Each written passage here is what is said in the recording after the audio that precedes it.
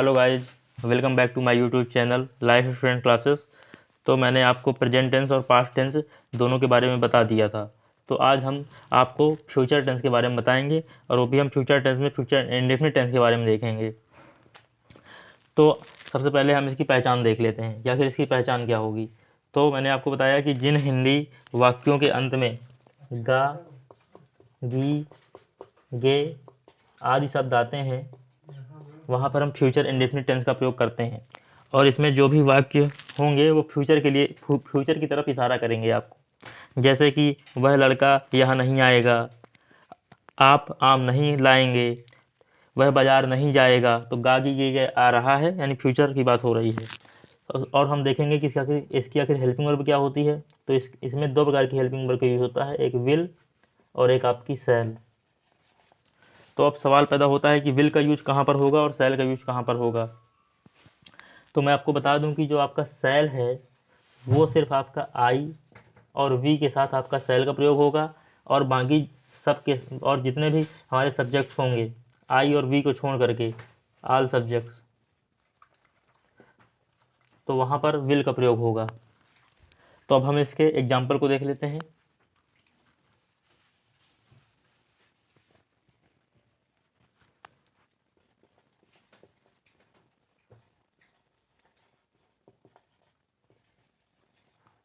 तो हम affirmative sentence के सबसे पहले स्ट्रक्चर को देखेंगे। तो मैंने आपको हर वीडियो में बताया था कि सबसे पहले हम सब्जेक्ट रखते हैं, तो उसी प्रकार से सब्जेक्ट हो जाएगा। सब्जेक्ट के बाद जो हेल्पिंग वर्ब है हमारी विल और सेल, वो हो जाएगी विल और सेल, प्लस इसके बाद जो हमारी वर्ब है, वर्ब का फर्स्ट फॉर्म यूज होगा, प्लस आपका ऑब्जेक्ट हो जाएगा, प्लस आपका अदर वर्ड हो जाएगा। तो अब हम इसके एग्जाम्पल को देखेंगे सबसे पहले। तो जैसे कि लड़के मैदान में हॉकी खेलेंगे, लड़के मैदान में हॉकी खेलेंगे। तो मैंने आपको बताया जैसे कि जो सब्जेक्ट पहले हमें रखना है, तो लड़के द बॉयज हो जाएगा। अब मैंने आपको बताया था कि आई और वी के ही साथ हमको सेल का प्रयोग करना है, बाकी जितने भी सब्जेक्ट आएंगे वहाँ विल का प्रयोग होगा। तो द बॉयज विल, देखिए सब, और पहचान के लिए देखिए गागी के आ रहा है यहाँ पर, इसका मतलब ये फ्यूचर इंडेफिनिट टेंस की बात हो रही है। द बॉयज विल प्ले, खेलेंगे play. The boys will play, क्या खेलेंगे, हॉकी खेलेंगे। मैदान में, इन द फील्ड।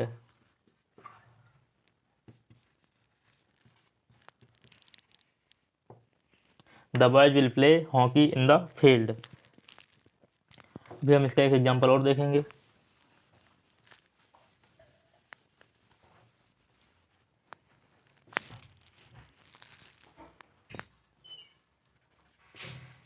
हम कल स्कूल जाएंगे, हम कल स्कूल जाएंगे। तो मैंने आपको बताया था कि आई और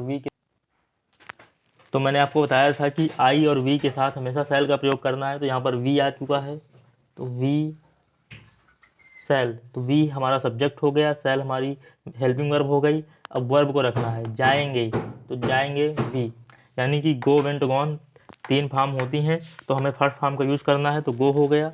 तो we shall go to school tomorrow, we shall go to school tomorrow, हम कल स्कूल जाएंगे। अब हम इसके नेगेटिव सेंटेंस के स्ट्रक्चर को देखेंगे।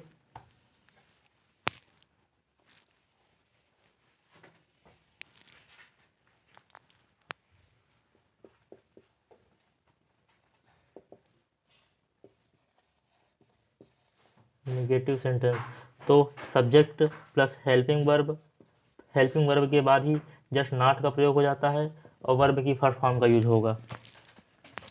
तो अब हम एग्जाम्पल को देखेंगे। विकास नदी में नहीं नहाएगा, विकास नदी में नहीं नहाएगा। तो हमें सबसे पहले देखना है कि आखिर कौन सा सेंटेंस है। तो यहाँ पर देखेंगे गागी गे की बात हो रही है, इसका मतलब है फ्यूचर इंडेफिनिट टेंस की बात हो रही है। तो मैंने आपको सबसे पहले बताया कि सब्जेक्ट रखते हैं। सब्जेक्ट हमारा हो गया विकास।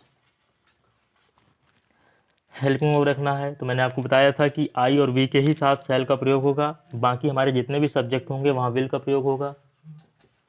तो विकास विल, और हेल्पिंग वर्ब के बाद ही जस्ट नॉट का प्रयोग होता है। तो विकास विल नॉट, नहाना की स्पेलिंग होती है bath.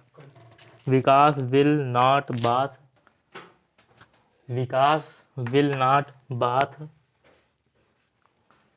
In the river. Vikas नदी में नहीं नहाएगा, Vikas will not bath in the river. तो अब हम इसके बाद जो है आपको इंट्रोगेटिव सेंटेंस के स्ट्रक्चर को देखेंगे हम।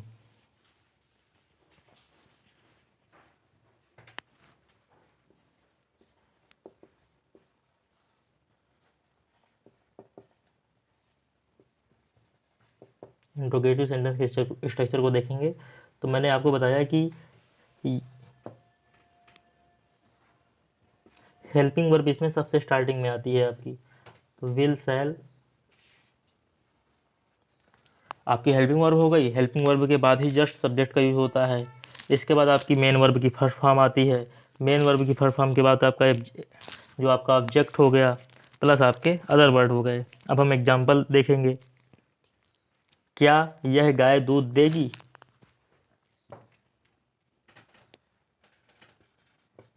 क्या यह गाय दूध देगी?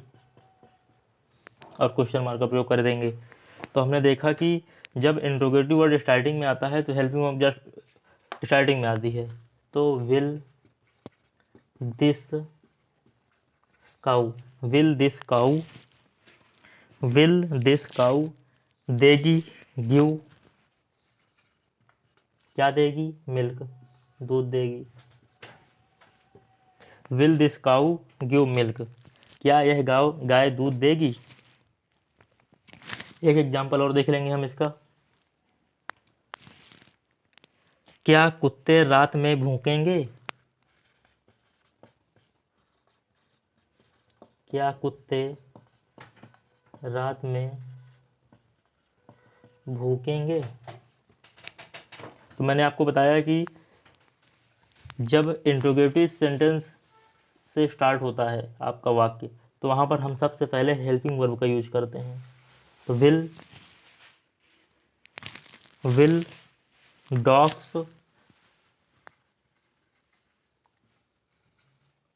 Dogs bark in the night.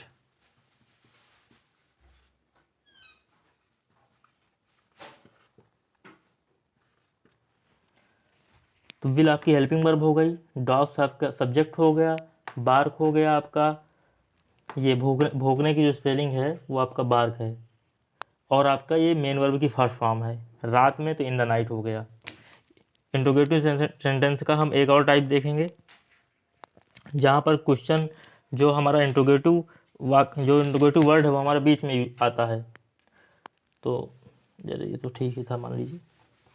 तो हम उसका स्ट्रक्चर भी देख लेंगे।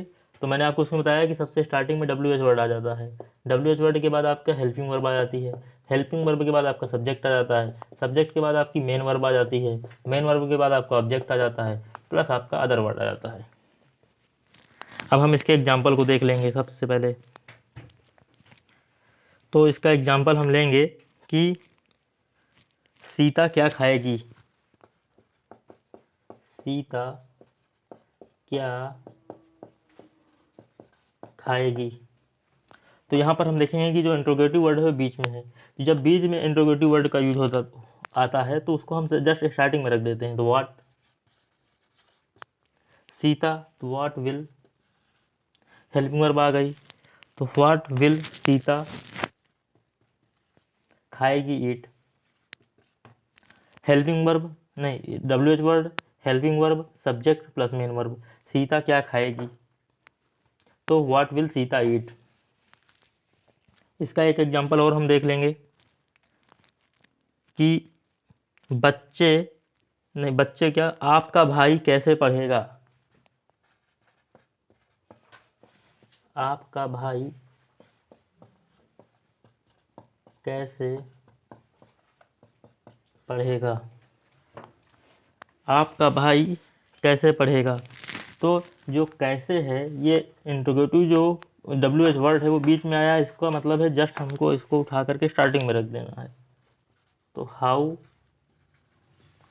Will your brother read, how will your brother read.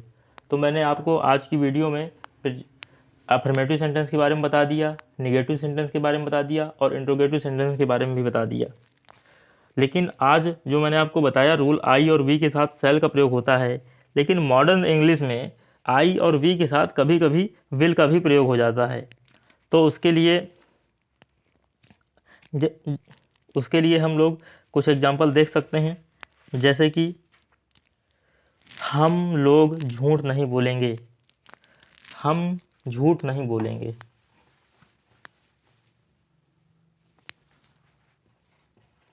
हम झूठ नहीं बोलेंगे। तो सब्जेक्ट हो गया वी। मैंने आपको बताया कि आई और वी के साथ सेल का प्रयोग होता है, लेकिन हमें विल का प्रयोग करना है यहाँ पर। तो we will not tell a lie. तो मॉडर्न इंग्लिश में कभी कभी आई और वी के साथ विल का प्रयोग होता है कि हम बिल्कुल भी झूठ नहीं बोलेंगे। अगर आप यहाँ पर सेल लगा देंगे तो इसका मतलब है ठीक है, हल्के से बोल रहे हैं कि we shall not tell a lie. लेकिन जब हमने बिल्कुल एकदम बोल ही दिया कि we will not tell a lie, इसका मतलब अब बिल्कुल कन्फर्म है, एकदम हमने बिल्कुल एकदम दृढ़ निश्चय से बोल दिया है कि we will not tell a lie, हम झूठ नहीं बोलेंगे।